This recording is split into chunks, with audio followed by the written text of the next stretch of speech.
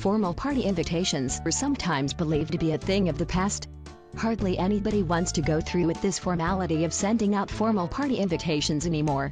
If you are planning a party and are going through all the time and effort to create a unique and memorable party, you definitely should send out invitations.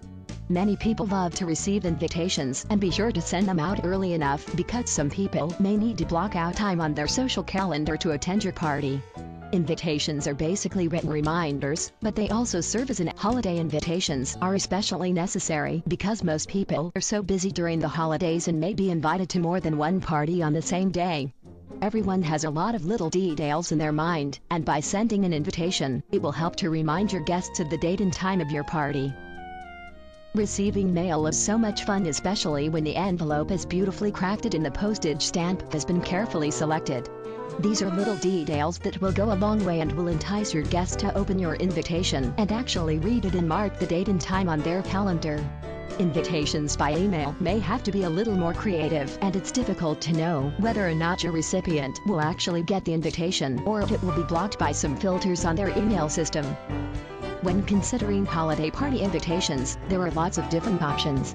You may decide to create your own invitations from scratch using beautiful colored paper, ribbons and other decorations that can easily be found at a scrapbook shop or online, or you may choose from a large variety of pre-made holiday party invitations.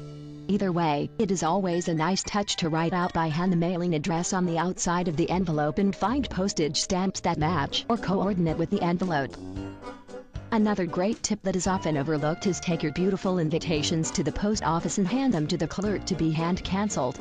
You may have to bring your own ink pad in a matching color to match your envelopes, of course, but if the post office will hand-cancel each of your invitations, they will still look beautiful when they are delivered to your guests. If you just drop them off at the post office for delivery, your beautiful invitations will go in with all the rest of the bulk mail and be canceled by a large machine. Sometimes the mail that goes in these machines doesn't always come out the same way they went in. As you can see, there are lots of little details that go into party planning, and you have a lot of options to choose from as far as your party invitations. Choose an invitation that best fits your party and matches your theme. Your invitations should go out 2 to 3 weeks before the party. This will allow enough time for the invitations to arrive if you are mailing them, and it will also allow for people to fit your party into their social calendar. Always ask for an RSVP. Not everyone will respond to your RSVP, but at least you will get a good idea of how many people plan on attending from the responses you do receive.